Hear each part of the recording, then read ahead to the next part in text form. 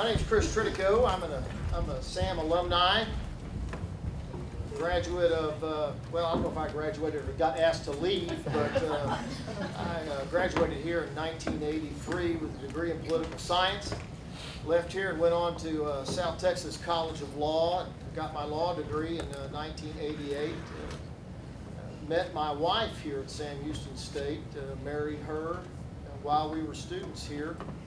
I've been on the advisory board for the College of Humanities for several years now, and Dean Zink and I have spent the last year and a half working on trying to put together a forum here on the First Amendment, on issues related to the First Amendment, because we think it's so important what's going on in the country, and issues related to the First Amendment and how important they are in the country right now. And so we got a panel together that we think is right on point with what's happening in the country, and I want to introduce them to you right now.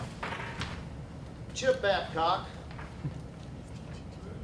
Chip Babcock grew up in a newspaper family and vividly remembers when his father, a journalist with the New York Herald Tribune, took him at the age of 5 to the press room where a friendly printer set Chip's name in type.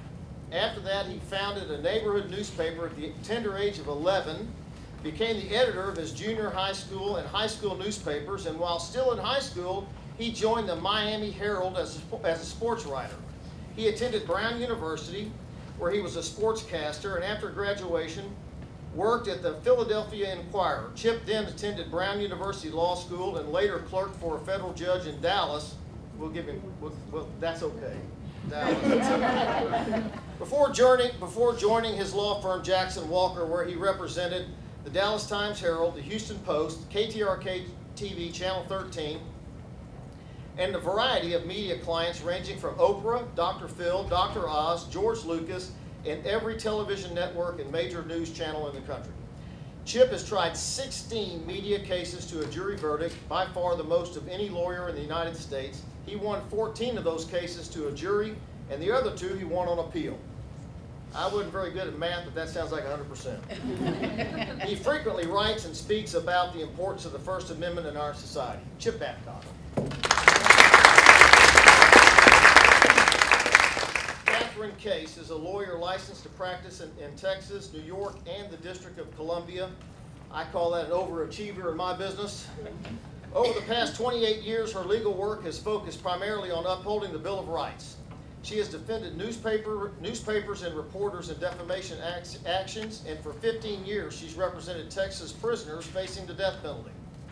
Among her clients are Dwayne Buck, whose death sentence the U.S. Supreme Court reversed and who is now off death row, and Anthony Graves, for whom she secured a disbarment from the prosecutor who used false evidence to place Anthony on death row for 14 years. Now she works primarily on criminal justice reform in the Harris County Precinct 1 Commissioner Rodney Ellis. Catherine Case.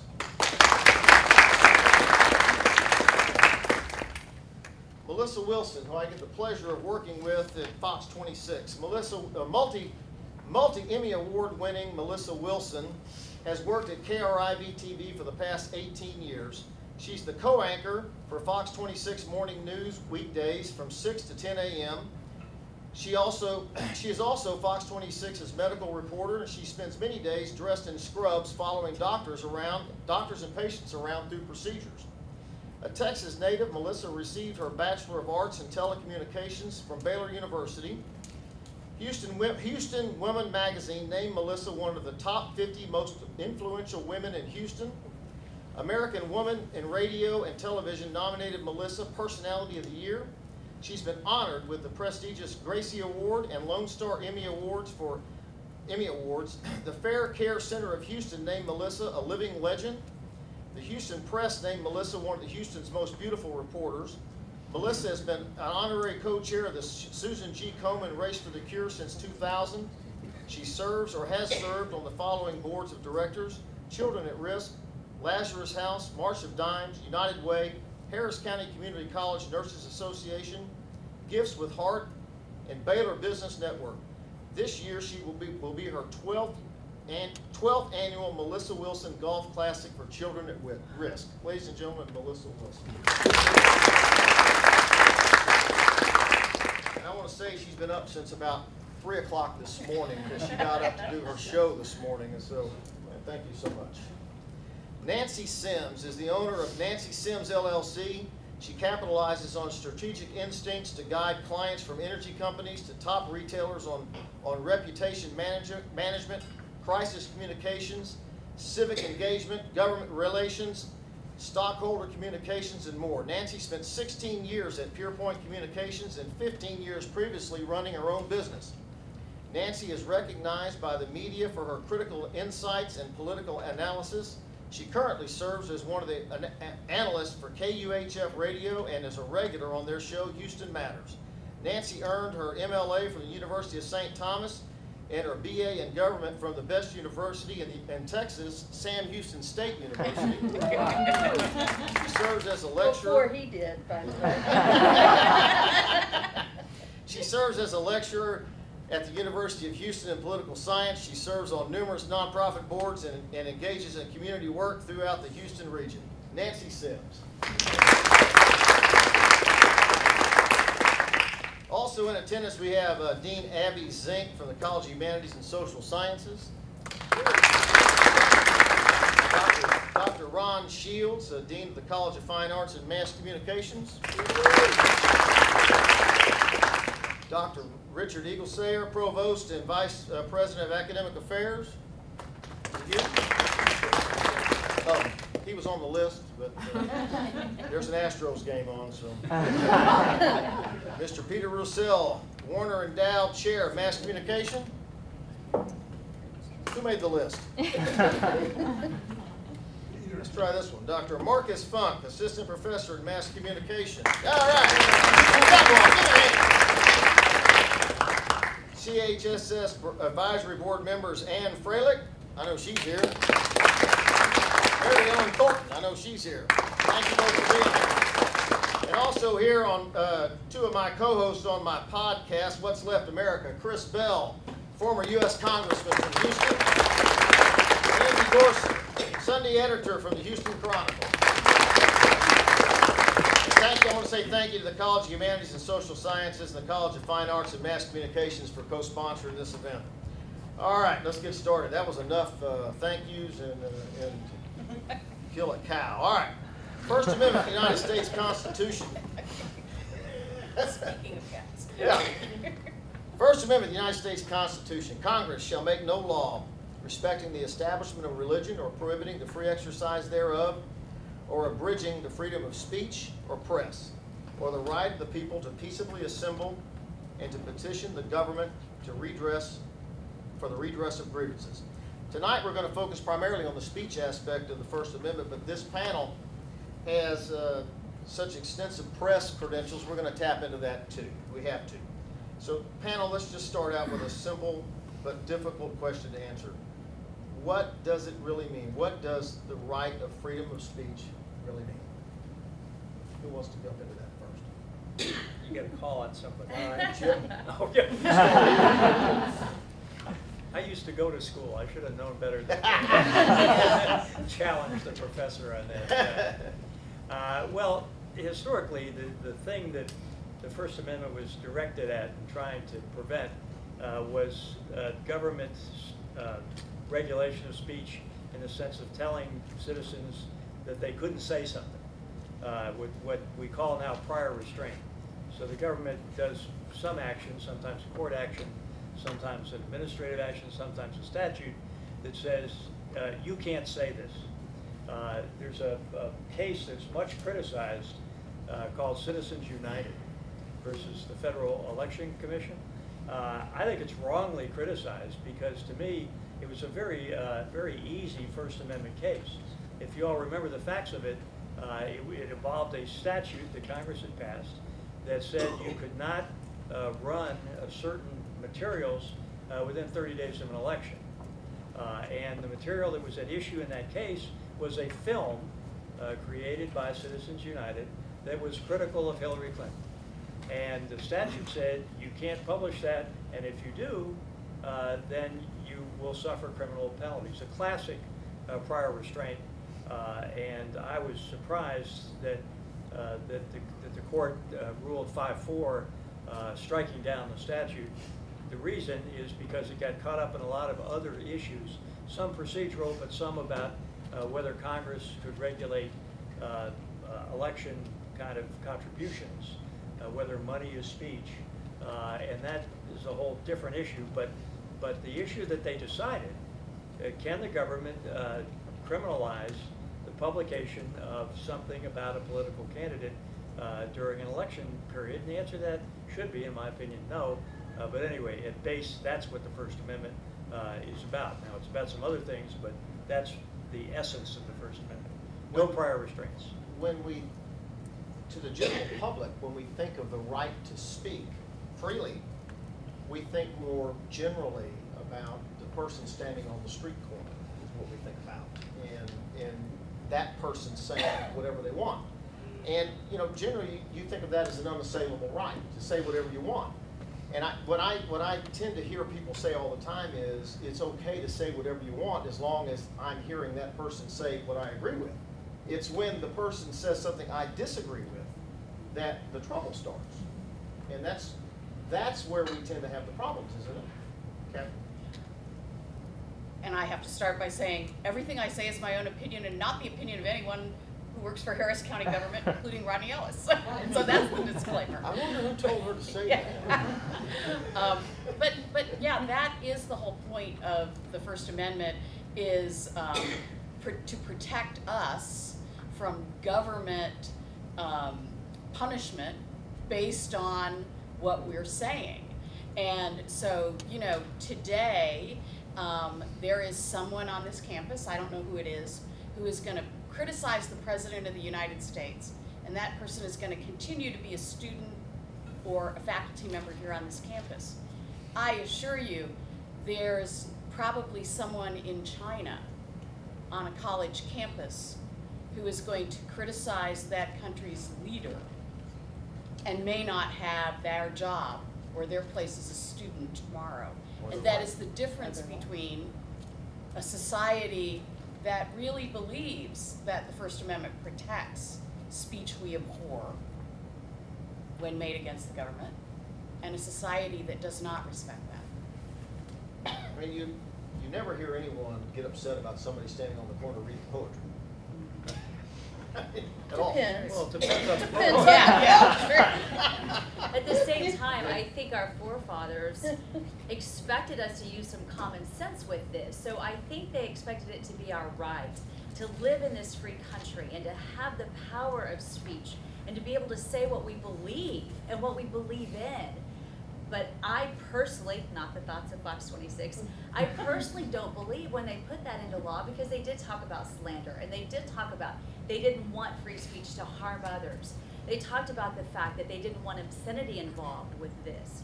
I think that we're supposed to use common sense with this and not do harm with our words to hurt people. Yes, you can have your opinion and that might hurt, but I'm saying taking it to the extreme, where you know without a shadow of a doubt of whatever you say and whatever your expression is that it is gonna hurt deeply, that it could change somebody's life by what you say. I feel like we often push it too far, and I feel like sometimes people just get by with it way too much because they can say, freedom of speech, that's my rights. I can say whatever I want. Go ahead. I would say that that's when freedom of speech is hard. It's hard when we don't agree with what people are saying. And I represent a lot of corporations and businesses. And the lies, pardon me for saying that, are rampant about, you know, some incident that occurred or something occurred, and social media rewrites the story completely.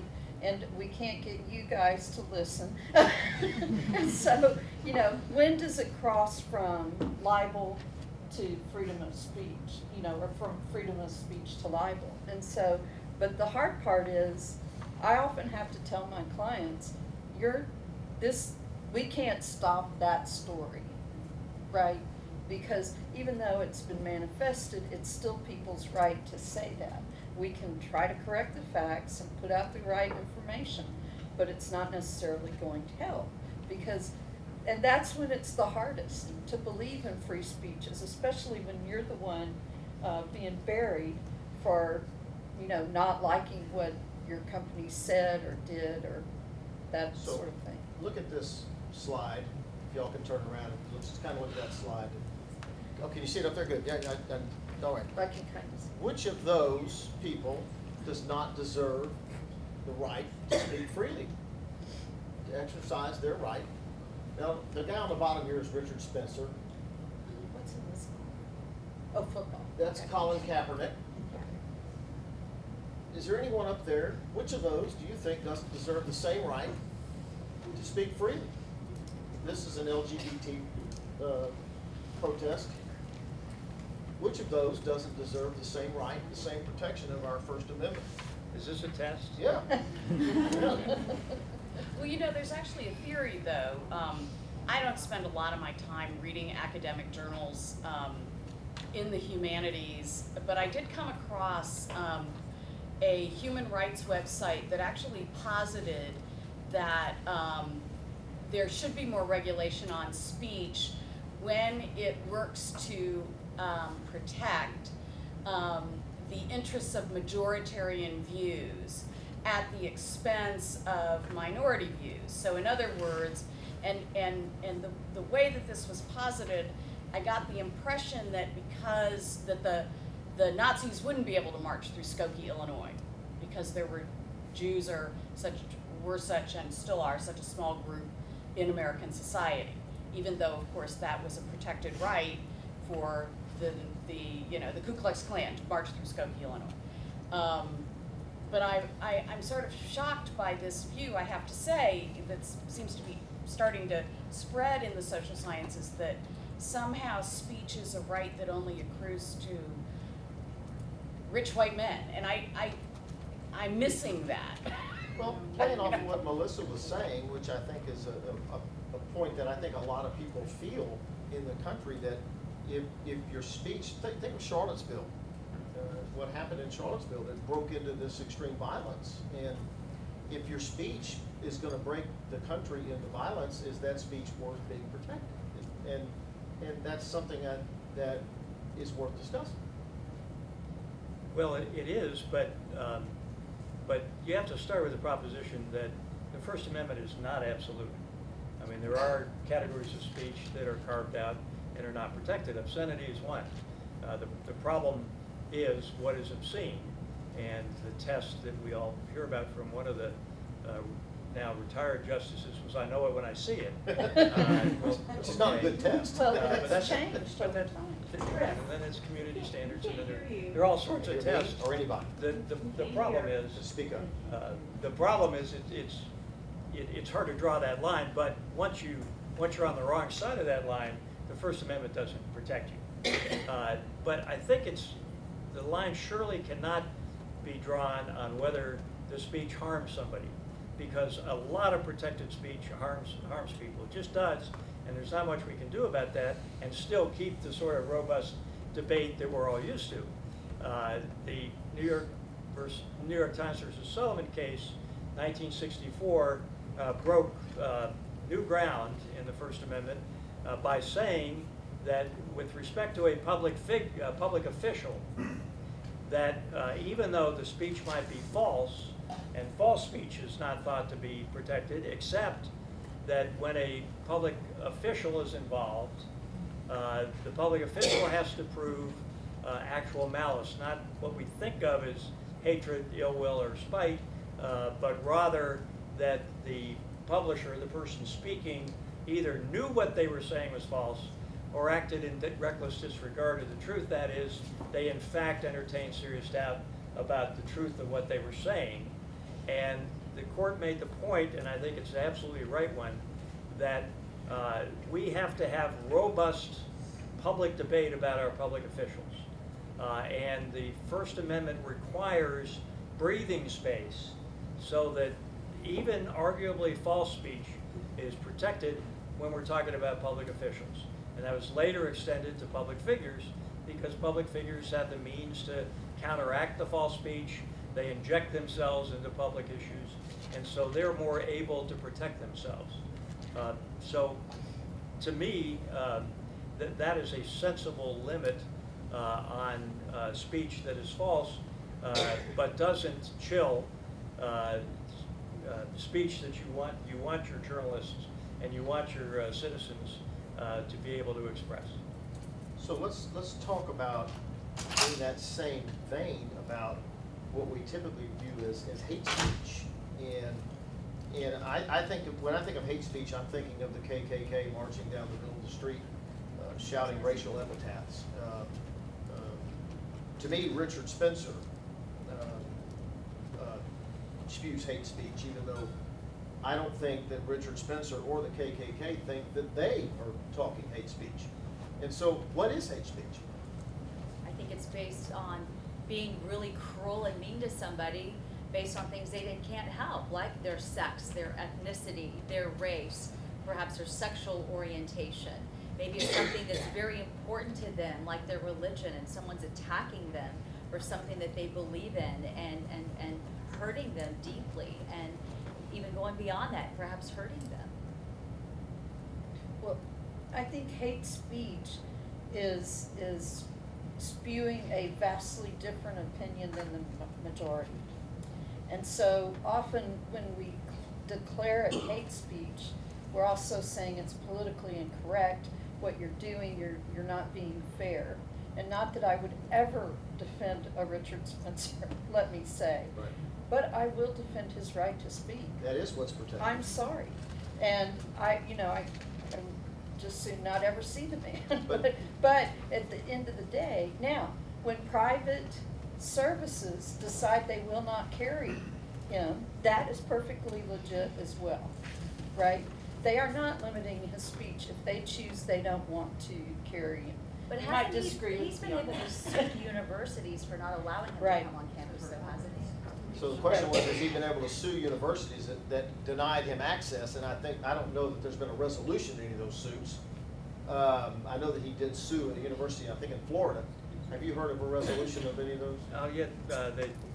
Some of them the universities have lost. I haven't, okay. I mean, But- it doesn't it depend on whether they're private or public? Oh, yeah.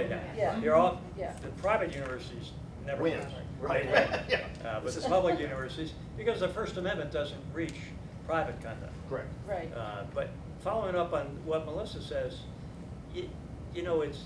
I often tell juries that the ideas we like the least are the ones we have to protect the most, even if they're hurtful. I mean, I said that the first time I ever said that to a jury was in Amarillo, which is in the middle of cattle country, and a bunch of cattlemen had sued Oprah Winfrey for making what they said was hurtful speech about beef. She'd done a show on mad cow disease and said what she heard had stopped me cold from eating another burger, and said some other things, but disparaging allegedly of beef, and we thought we for sure were going to lose in Amarillo, because the whole economy in Amarillo, as you know, is based on the cattle industry. And when we got there, there were bumper stickers that said the only mad cow in America is Oprah, and they were selling T-shirts at the high school that had a picture of her with a big red circle with a line across against it. The Chamber of Commerce president said any people at the chamber who went to her show would be fired immediately. And when we got onto the elevator to get to the second floor of the courthouse, we had to pass under a huge mural of a cattle drive. So it didn't give Oprah a huge amount of confidence that we were going to win in front of that jury, but we did. We did win unanimously. 12 jurors found in our favor because they believed in the free speech. And one of the jurors, after the case was over, handed me a piece of paper which was a speech he'd given in the jury room. And he said to two jurors who were sort of holding out, he said, look, during my lifetime, we've lost a lot of rights in this country. I don't believe that I have the right to practice my religion the way I used to. But the right that we haven't lost in this country is the right to free speech. And it's only by protecting that right that we can recover any of our lost rights. And these two jurors went to the ladies' room, and they told me, got down on their knees and held hands under the stalls and prayed, and came back and said, you're right.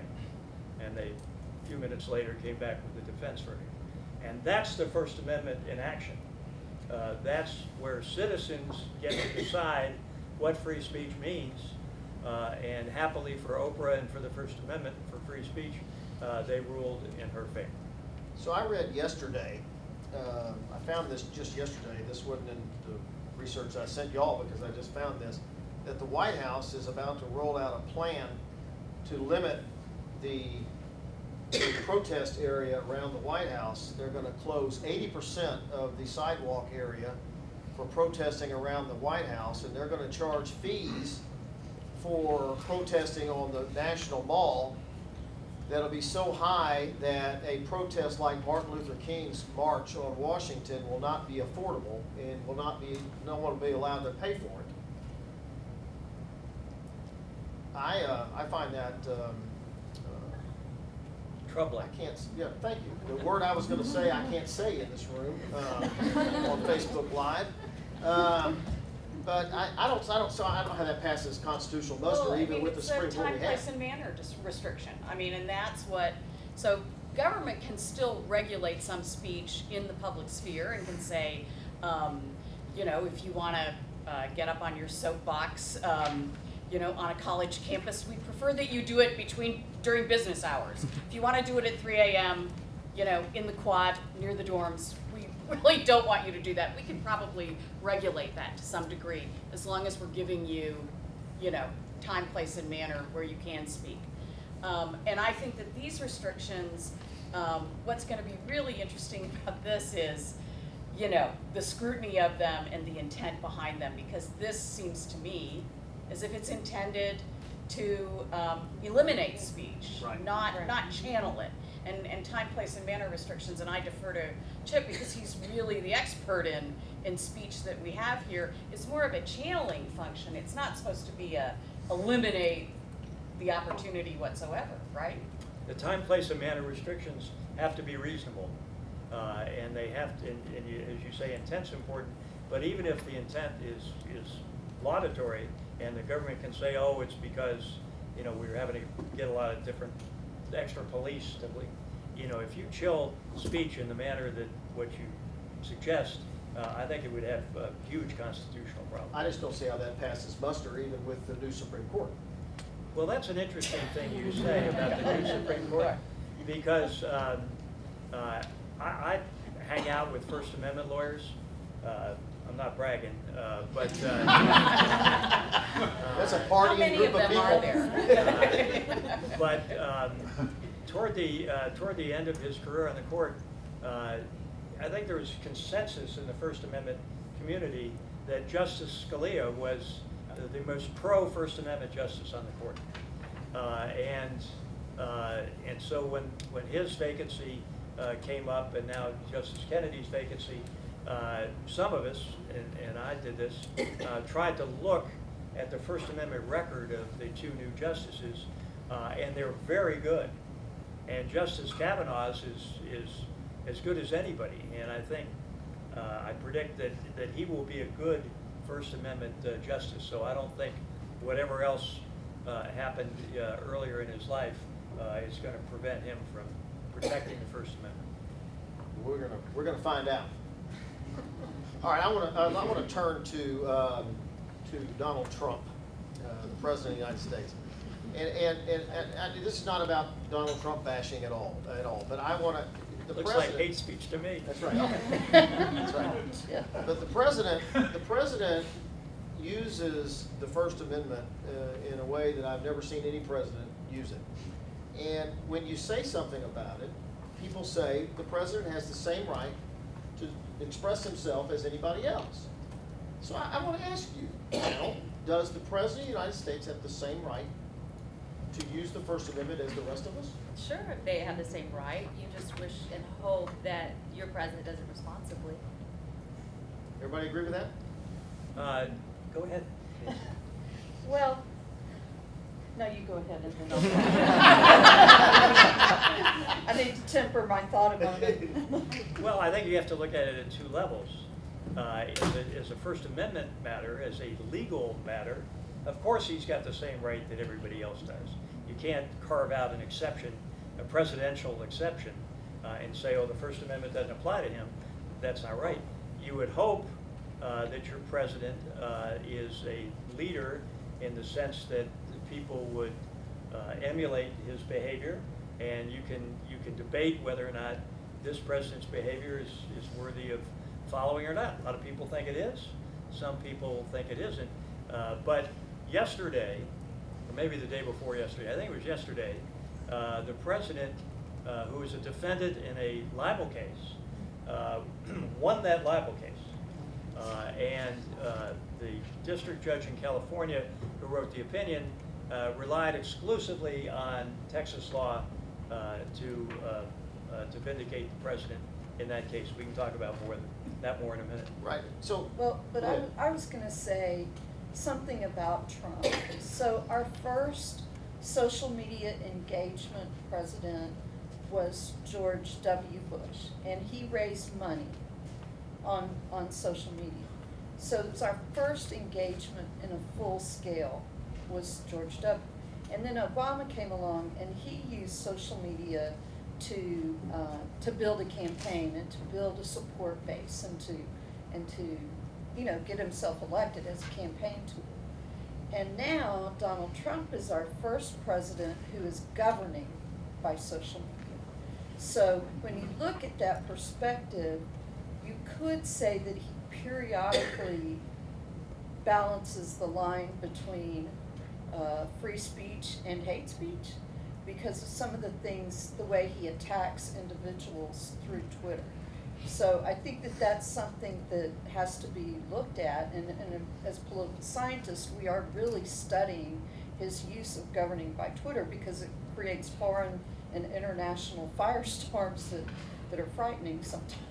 Well, that was my next question. Does the president, or actually any elected official, I think we all agree that they have the right to use the First Amendment just like anybody else, but do they have the same responsibility with respect to the First Amendment that the rest of us do? Or do they have a greater responsibility?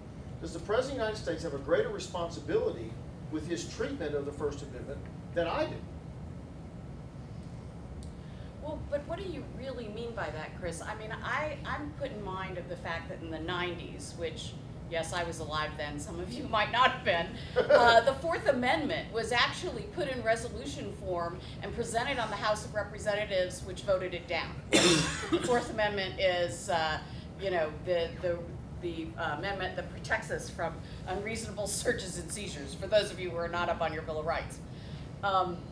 So I'm not really clear what you mean by that. I mean, to me, the Bill of Rights exists for all of us to function in this society, and I don't know, I mean, I understand the decorum aspects, but in truth and in fact, if I wish to have full use of the Bill of Rights, I have to protect it for anyone else who wishes to have full use of it, whether it's someone I agree with, like Chip, or someone who I might have some disagreements with. But does the leader of the country have a duty to lead all of us?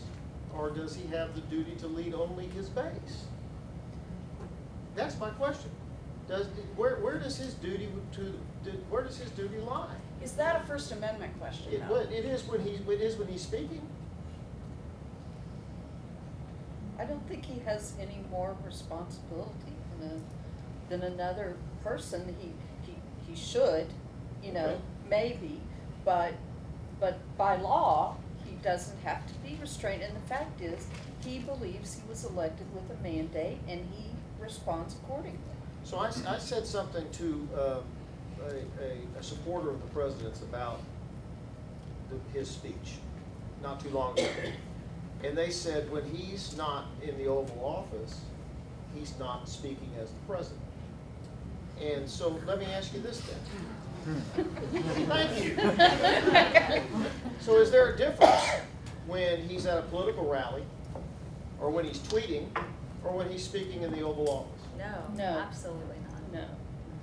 Well, what do you mean, is there a difference? I don't think there's a difference in terms of how he's perceived. I mean, he's the president, whether he's in his office or out on the road.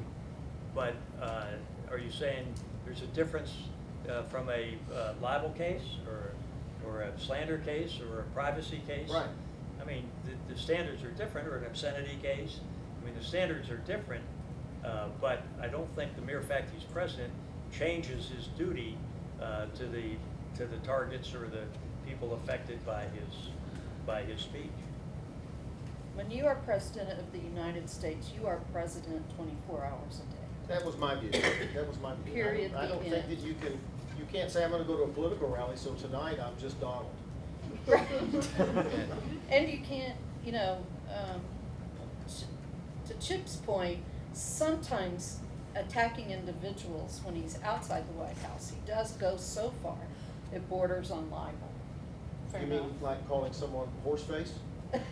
Well, but that's a great point. That's a great point, because Minor one, I would think. the opinion yesterday in the Stormy Daniels case, you all Right. know who Yeah. she is. If you don't, pick up a newspaper. Yeah. The judge in California took the tweets that offended Ms. Daniels and said, look, this is classic rhetoric, hyperbole, opinion, and rhetoric and hyperbole and opinion are protected. They're not facts.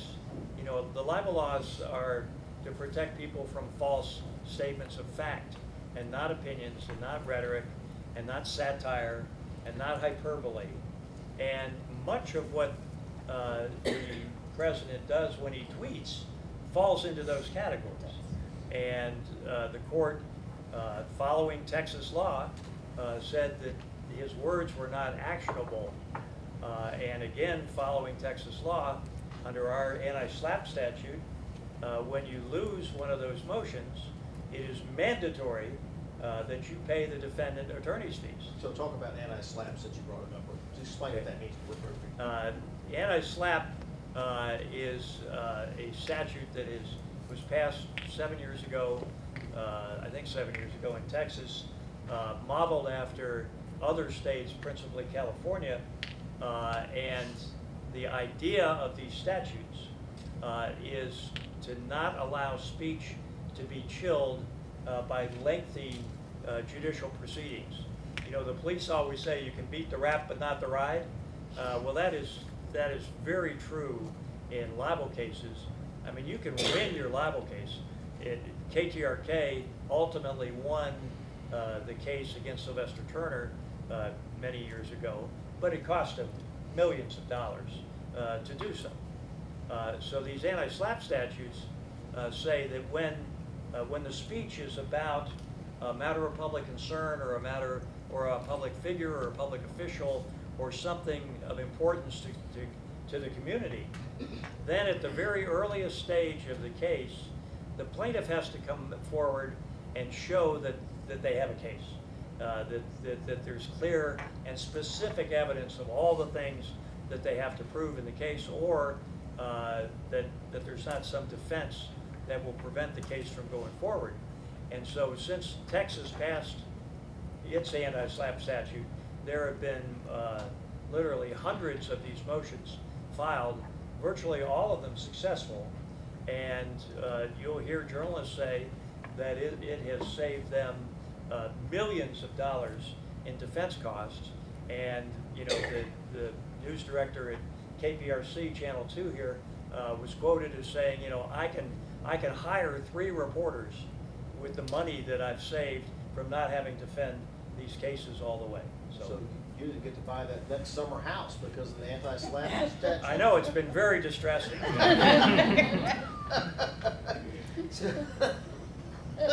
Let's talk about the freedom of the press.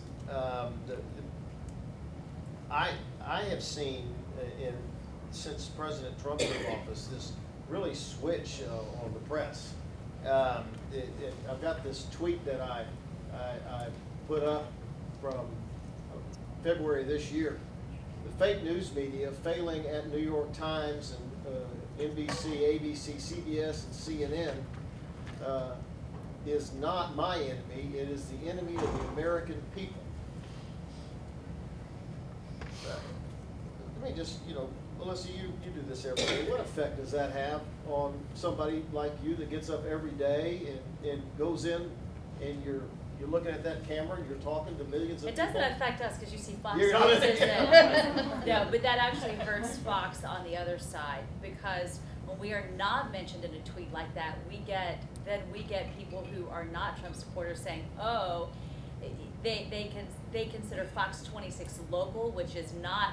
We're sort of a sister station of Fox News, but we are not allowed to have those political feelings, and we truly don't. I mean, we really are fairly neutral, and so, but people automatically assume that. So that hurts us in that people will send us hate mail, awful tweets, really, really harsh stuff. And then when we do report something serious, people won't take it seriously, and they say, oh, you're fake news.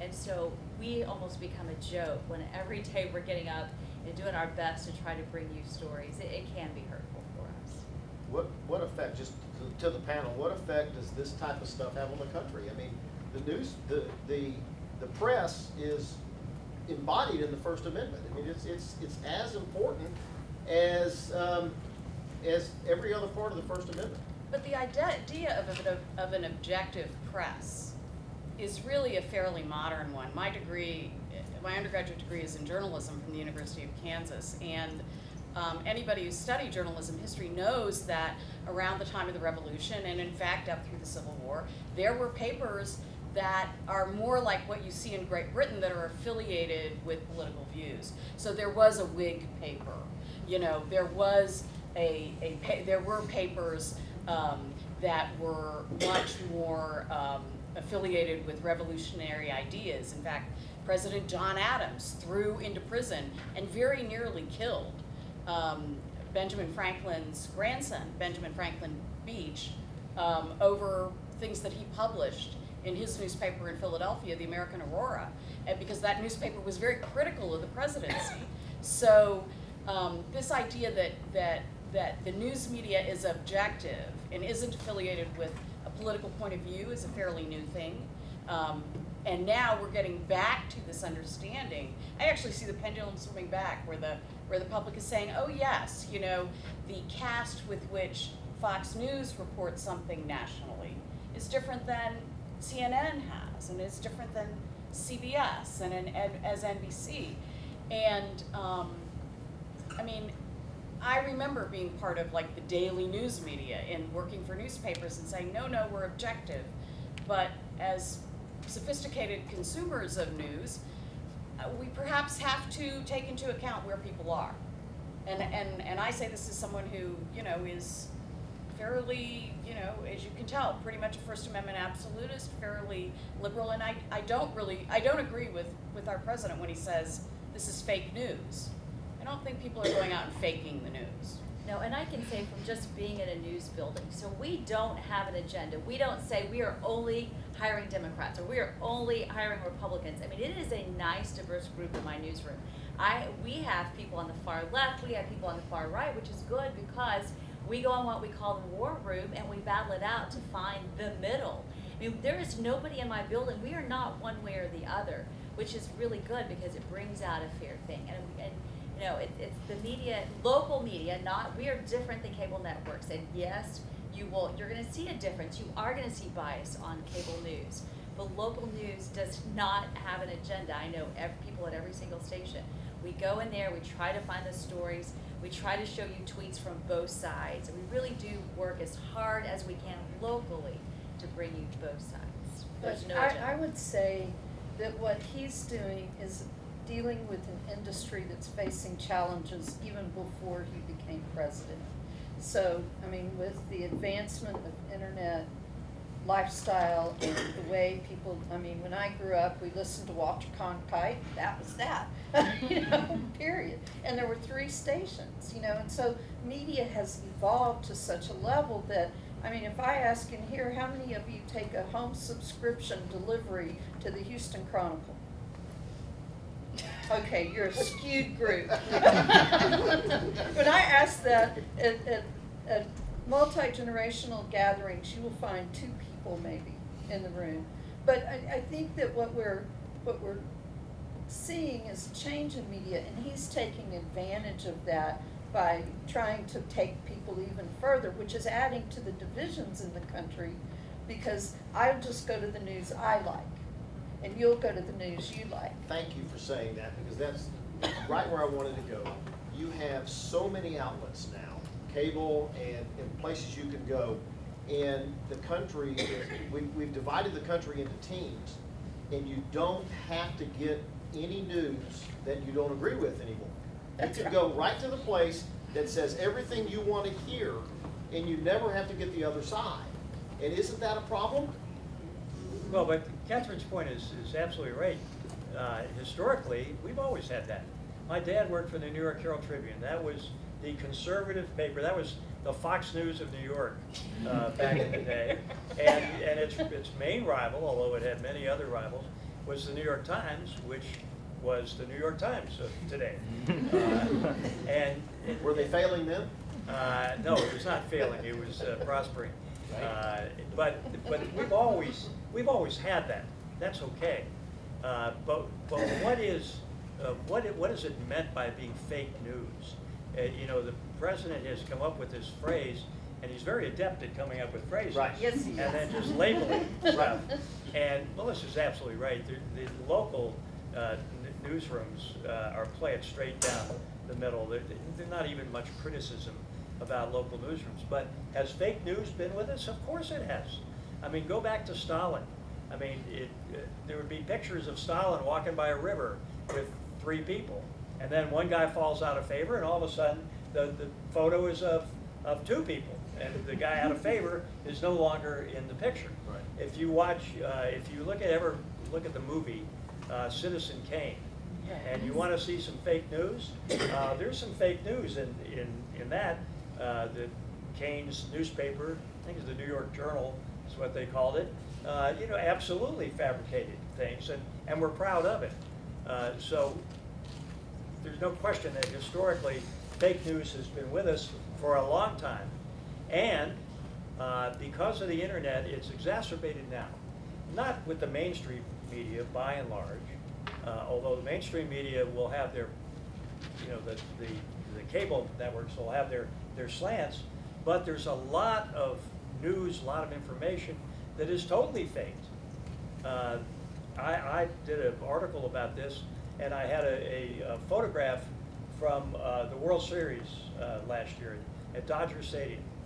And there are 2 guys reaching for a foul ball behind home plate. And I put this, and I said, hey, this is a picture of a couple of Astros fans at Dodger Stadium catching a foul ball behind home plate, right? It's exactly what it looks like. Except that I was there, and these guys staged the photo. It was, quote, fake news. Now, how do you differentiate fake news from real news? In this instance, it was easy, because when there's a foul ball in the stands, you know what happens. There's a scramble for the ball, right? Well, in this photograph, the 2 guys are going for it, but somebody's looking at their iPhone, and another guy's calling for a beer. There's one guy just walking down, there's another guy like this. So it clearly was staged, and that's the challenge that we all have. And that's frankly the challenge of the academy, the universities. We have to be more vigilant. We have to train ourselves to be able to separate the truly fake news that is fabricated, from the real news, from journalists who are in good faith trying to report what's going on. And that's a huge challenge for us, made more real by the internet. Right, and. Go ahead. No, it's okay. Go ahead. I actually have a question, though, about the use of the phrase fake news by the president, Jim, that I want to ask you. You know, so he uses this phrase all the time in his tweets, and with regard to specific outlets. I think he used that phrase again last week when the New York Times reported about how or 2 weeks ago, how he and his family avoided paying all these taxes. And I'm wondering, at what point does that become a restraint?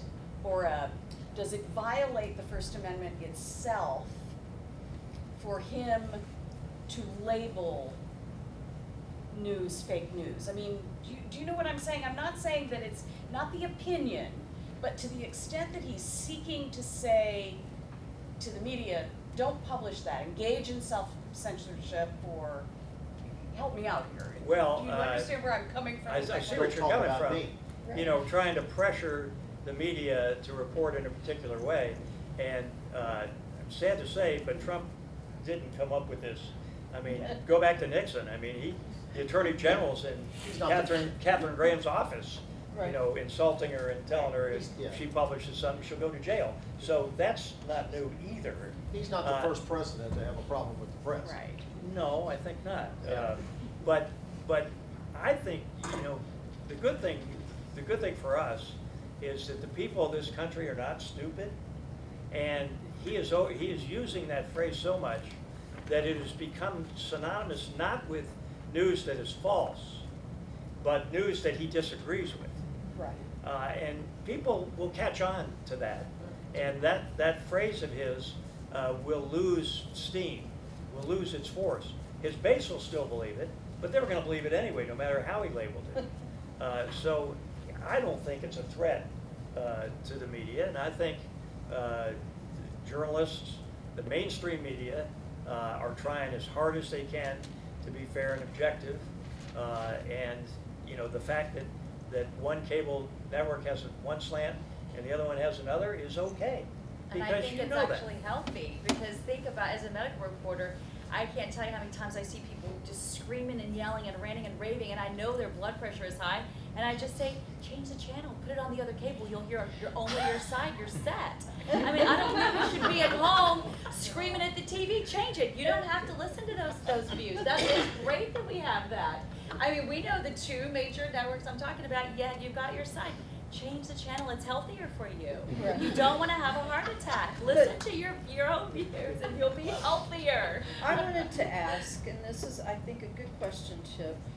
What about when he targets individual reporters and bans them and their network or their publication from White House access?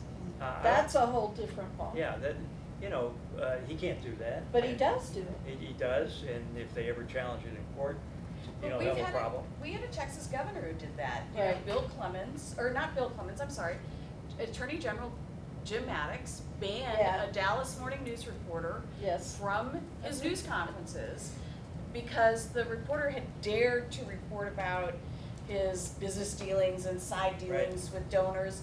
And Maddox just was like, you can't come to my news conferences anymore. And don't forget, President Obama banned Fox. Fox. Right. So- But the difference was when President Obama banned Fox, the rest of the White House correspondents said, we're not covering you at all until you let them back in. Yeah. Now, when President Trump did it, They didn't. the correspondents did not equally do the same thing. Yeah, I thought Right. that was a shining moment for the press I did in the too. Obama situation, and I think But it has not occurred in Trump. They did not, It's not they occurred. did not reciprocate this time. No. But Let me change subjects, we're almost out of time. Sorry. but we're having so much fun. I know. This There's is what so happens much when to you're in say. school. This is what happens when you're in school. When you start having fun, when you have to switch. Oh, there have been people yawning out there. It's just like- All right, I want to talk about campus speech for just a few minutes. Last year, the Board of Regents at University of Wisconsin said they were going to protect campus speech, free speech on campus. So they adopted a 3 strikes and you're out policy, the strictest in the country. Any student found to have disrupted the free expression of another would be expelled on their 3rd infraction. So this is how they protected free speech. And so my problem, they're not the only university in the country, there's been 7 others, I think, who have done this. My problem is who defines disruption, and is a counter-protest a disruption? So I'm having a protest, a pro-Trump protest, and somebody has a pro-Obama protest to counter that. Is that a disruption? How do you ever define this? Can you imagine how many marriages we have in this country if we had a 3 strikes and you're out rule with regard to speech? Nobody'd be able to interrupt anybody. How many innings is the game? I think what the University of Wisconsin and other schools are aiming at is the so-called heckler's veto, where a speaker is invited to campus. This happened at my alma mater, Brown, where I went undergraduate, not law school, but people are going to think resume fraud because Brown doesn't have a law school. I went to Boston University for those keeping score at home. But they invited the police chief of New York City to come talk about stop and frisk, very controversial policy in New York City, and people in the meeting stood up and started yelling, and he couldn't go on, and they canceled the speech. Well, that's the heckler's veto, and that's wrong, and that's what they're trying to get at. Now, you're right, the devil's in the details, Right. and when you start restricting other people's speech rights, when they're trying to respectfully protest and not disrupt and not stop the other speaker, that's a problem. But the heckler's veto is a serious problem on college campuses and has to be addressed. 10 states have passed this, and it's all states with conservative legislatures who have passed this laws that allowing this on college campuses. I just find it an odd law to be passed. I remember when I was going here around the time the earth cooled, that we had great, that's not that funny, great debates, both in class and out in the areas, in the quad, and we had these wonderful debates. I don't see that anymore. I just don't see that happening anymore. Why? I don't know the answer to that. Yale University, a lecturer resigned after students protested her statement that people should dress liberally as possible on Halloween, even if it offends somebody. University of California, San Diego, a satirical student newspaper was censored for publishing material deemed too offensive. At Harvard University, students demanded a Palestinian law student be punished for calling an Israeli dignitary smelly. I mean, I think that have we gotten so politically correct on college campuses that we can't have a debate anymore? Well, one of the things I'm seeing on college campuses is the killing of speakers that the bulk of the campus may not agree with. And, and I think that's the what point some I'm of making. these laws are about. So if Berkeley says we're not gonna allow another point of view here, then that's unfortunate, because college, you can never understand your enemy if you don't listen to your enemy. Right. And college is where you get to do that, without such, like I wouldn't be seen at a Richard Spencer meeting, but in college, that's where you get to hear debate and different points of view and learn to shape your own view. So it's a little disappointing. I mean, as a usually leaning left type, I've become very disappointed with campuses canceling speakers that some of the students don't agree with. And although I, was kind of glad they didn't have Spencer at A&M, but still, Right. was that the right thing? And I think Instead of going and debating there. right, Right. instead of going, listening, forming your own opinion, and countering it on your communication pathways, then they could have done that. But instead, they'd rather just not even give the chance to be heard. I think bad speech, the remedy for bad speech is good speech. Right. It's not to restrict the bad speech, it's to overwhelm it with good speech. I'll give you a real life example. My wife is on the board of trustees of Skidmore College, which you probably never heard of, but it's a small Yeah. school in upstate New York. And they invited a speaker, a woman who is the president of a mining company called Anglo-American. And she was a Skidmore alum, very accomplished, terrific person, and they invited her to speak. And some of the students said no, mining, being abusive to workers, safety issues, we don't want to hear it. And they were quite vocal about it. And the president convinced this woman not to cancel, but rather to engage these students in a series of meetings that were Skyped so that they could see her, they talked to her, and they talked out their differences. And most of the protesters realized that maybe she wasn't so bad after all, because she had instituted reforms and had created a terrific safety record for her company. And she came, and there was a lot of tension about what's going to happen. 4 students in the back row stood up and turned their backs on her but didn't say anything. She gave a terrific speech, and they went on and had a successful commencement. That is an example of good speech counteracting what some people think is bad speech. It's the right way to handle it, and it was a terrific result at Skidmore. All right, we got a few minutes left. I think we'll open it up for some questions. Yes, sir. Oh, you had stated that there was an issue with not being able to have the debates on campus anymore? Well, the point I was making, that not that you can't. But it's not seen, not as common. Yeah. If I may add, I believe that debating is not seen because it's not possible in today's society. Especially, I believe in my generation that it's become so polarized that if you're on the opposite end of my opinions, you're automatically dismissed. I won't listen to you, and it's you can't have intelligent conversations anymore without hate and it's become a screaming match, not a debate. It's you're on the opposite side, you're automatically wrong. There's no back and forth, intelligent, trying to understand. It doesn't happen, and that's why the debate doesn't happen, because it's so toxic. Why is that? She pretty Why much is that? hit it on the head. Do you feel like social media may have fueled that, where someone can comfortably sit? I feel like you're speaking to a great point and you're absolutely true. However, I feel as though going back to what you said in your statement is that it's not seen because it's not physically there. It's on social media. Mhm. It just moved from public because we're in a social media dominated world to social media. But hasn't social media given you the opportunity to be faceless and say whatever you want without any responsibility? People hide behind a keyboard because they're scared of what might happen, whether it be rejection or violence. Yes, ma'am. I disagree on the Speak sense up. of I disagree on the sense of there not being any debate, because I don't know what classes y'all have taken or anything like that. But there are certain classes that I've taken, and none of us have the exact same views. There's not a single person who will have the exact same view as you. But we sit and we talk and we allow other people to talk.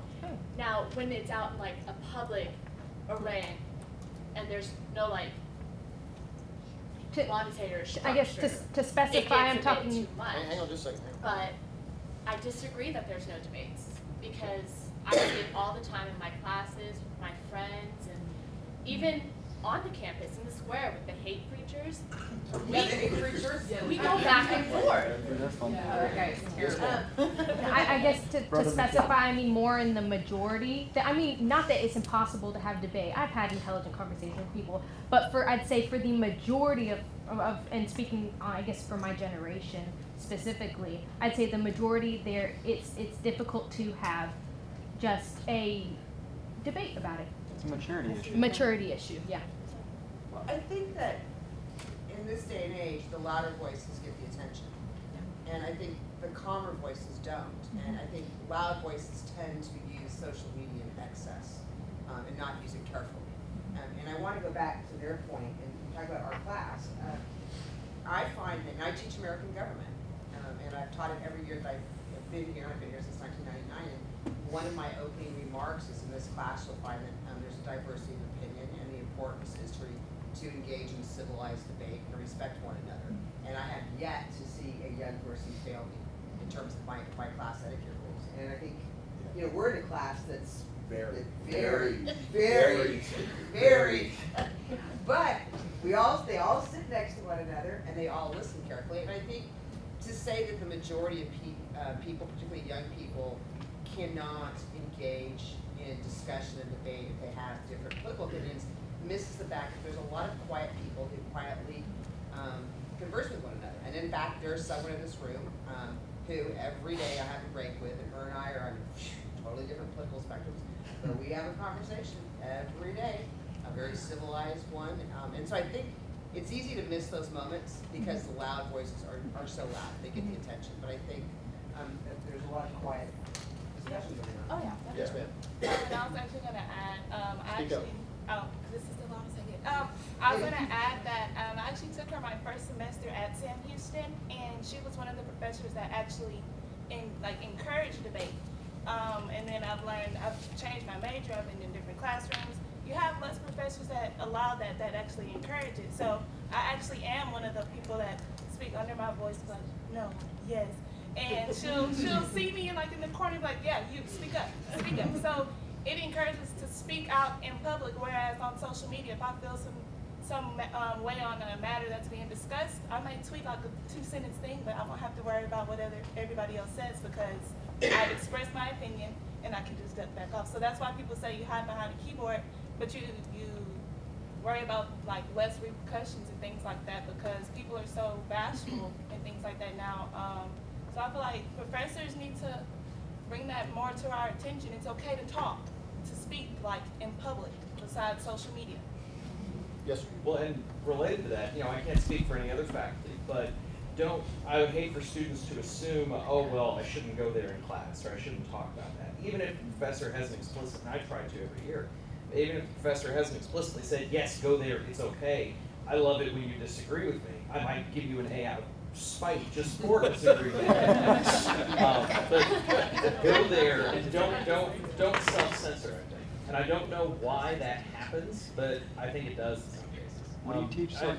Unrelated question, if that's okay. Yes, please. I want to pop back to something you said at the very beginning, Chip, about money and speech. Is money speech, and why is that such a complicated question, particularly when it comes to campaign finance? It's a complicated question because people have made it complicated. There's just a sharp division about whether money is speech or not, but it's evolved into, well, there are corporations, and that's where Citizens United Inc. came into it. Corporations don't have the same free speech rights that individuals do. That's where this particular fight got going, and that's just absurd. New York Times Inc., New York Times Incorporated versus Sullivan is a case. Probably the preeminent First Amendment free speech case of our time, Robert Welch Inc. versus Gertz. Another, corporations, and there's a big long footnote, not a footnote, but pages in the opinion in the Citizens United case where corporations have been protected, and it'd be absurd to say they're not. And even if you're doing something for a profit motive, that doesn't strip you of your free speech rights. Now, money to influence an election, I happen to believe that you can't regulate that consistent with free speech rights, because where do you draw the line? If you only contribute $250 or $225,000, it's a very hard thing to say, you can't do it and you can, and I just don't believe it's possible. What I do think is constitutionally permissible, which nobody picks up on, is disclosure.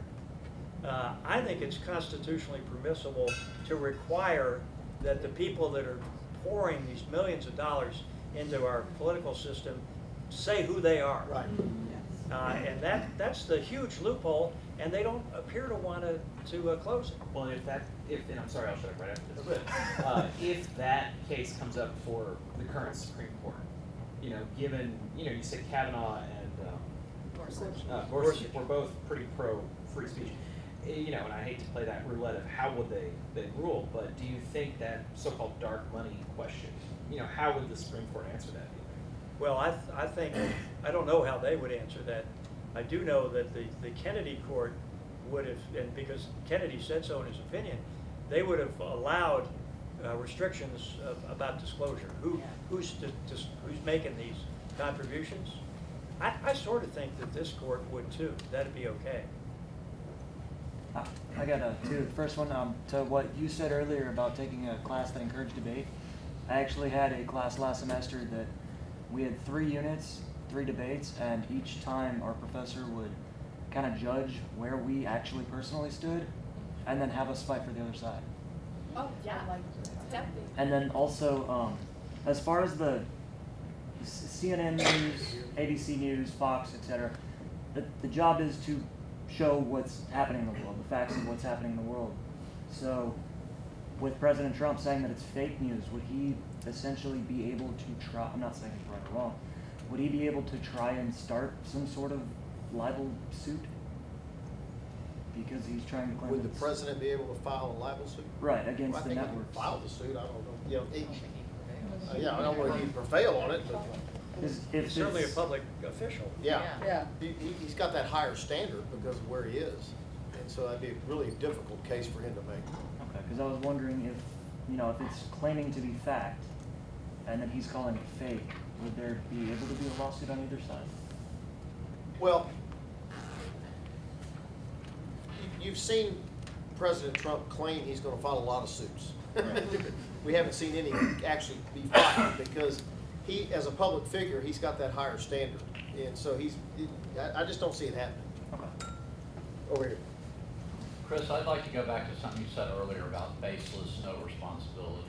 And if Melissa Wilson goes on the air and says something defamatory, we know who said it, we know what station she works for, and they can be held accountable at least until such time as they hire Chip Babcock to represent them. Right. Same. Pay him Then millions I'm of all dollars. good. And Pay him millions of dollars. that's where the First Amendment goes out the window. But Yeah. anyway, but the They internet use their obviously speech. creates a platform where anybody can go on, make up a name, nobody knows who it's coming from, and the folks who provide the site can be held accountable. So how does that change the dynamic? And Chip, I'd love to hear your views as to what we used to, you know, how has that changed defamation in your way of thinking? Well, it's a great question. You know, there are many cases that have protected anonymous speech. I mean, Common Sense, the Federalist Papers, I mean, a lot of them were written anonymously so as to protect the authors from retribution that they were worried about. But in modern times, for the very reason that you state, I think most courts are unmasking the anonymous defamers and requiring their names to be disclosed by whoever it may be, Google or whoever the internet service provider is, and then they can be held accountable. Now, usually they have no assets, or usually they're very, you know, there may be a corporation that has a trail that leads back to the Caymans, and it takes you a lot of money. But in any event, I think as far as the judicial system goes, I think the trend is very much toward unmasking the anonymous defamers. But Back yet here the in the New back. York Times runs an anonymous editorial. Yeah, but, You're up. But you know who the editor is. and if there's a libel suit, like there was by Sarah Palin, the judge says, well, who wrote that? And they say, well, it was, you know, this guy, and he said, well, I want to hear it from him. Come on in. Price Yes, is ma'am. right. Kind of a different perspective on this whole issue. Speak up. Sorry. So, I'm from the dance department, and I know, one of my questions is, speech that is not spoken, but rather, communicated through the body and through art. And so I know in a professional atmosphere, any place outside of the college campus, you can have nudity in a performance, and it's not an issue. But here on campus, if you would like to use like nudity in a dance or a performance, you have to get special approval. And I would want to know, would you consider that a limitation of free speech from a legal standpoint? And if so, why is it legal on a state campus? No, like to my family, like my campus in college. Like no offense to them, I'm just curious. You mean on a college campus? Yes, like here. Yeah, I think that because it's on a college campus, they have the right to regulate those things on the college campus. Where on a professional stage, it's a totally different thing. You know what, when you're buying a ticket for that performance, and it's more unregulated. On a college campus, they have the right to regulate whether there's going to be nudity or not. But Period. Chris, you're forgetting that Supreme Court case that Chip's gonna talk about, where the Supreme Court ruled that nude dancing was not speech. And in fact, was it Scalia who wrote that majority opinion? I can't remember. It may have been. Yeah, Yeah, Mr. but- First Amendment. Yeah, but that's Tell us about that, Chip. Well, I was going to use a different example, an opinion that was written by Justice Scalia, talking about expressive speech. It's not necessarily words, but burning the American flag. And Scalia, for a majority of the court, said that the First Amendment protected that expressive activity. So, But that's different than regulating that type of activity on a college campus, whether you have clothes on or not. well, I don't know. I think if it's a private university or college, then the First Amendment doesn't have much to say about it. But in a state school like this one, then I think there's state action, and the First Amendment does Really? have something to Okay. say about it. There you go, Yeah. right here. We got time for two more. So, talking about Donald Trump and libel again, he used to run on things where he would say that he was going to open up libel laws and things like that. You wanna say So, something?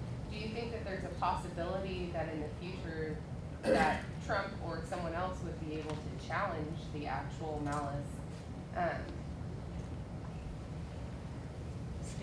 Standard. yes, set by Sullivan, the Sullivan case?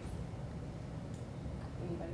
Well, I don't think, He's the guy on the- I don't think President Trump really has much ability to change the libel laws because they've been constitutionalized by the Supreme Court, and I don't see any appetite on this court, despite 2 Trump appointees, to do away with the Sullivan Rule. So I think that his campaign promise to both liberalize the libel laws, which are state laws, they're really not anything that he can do unless he convinced Congress to pass a national libel law. But it would still be constrained by the Constitution. He couldn't overrule the Constitution. So I think that's a campaign promise that he cannot keep. Final question, right here. Oh, yes. I just have a question about how do you think we... Can you speak up? Oh, I just have a question about how do you think we as the American people can move forward, for example, on issues such as free speech and fake news, and really heightening the standard of media literacy and media analysis among like the everyday American people. Like, how do you think we can move forward so that way in the next 40, 50, 60 years, hopefully the next generations won't have as many problems? I'd like to give an opinion about that, and that would be purchase and pay for real news, not trash.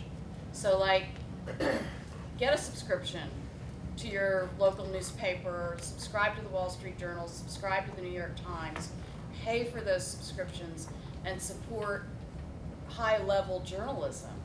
Because if we don't pay for it, it's not going to be there in a capitalist economy. I don't know who will pay for it to be done, and then all that's going to be left is going to be People and Us News, which is very entertaining at the nail salon, but really not very helpful when you want to find out what Congress is doing. And stop getting your news on Snapchat, because if you want some fake news, it's right there That's on where a it is. regular basis. I would Be say- careful with social media news. I would say keep talking.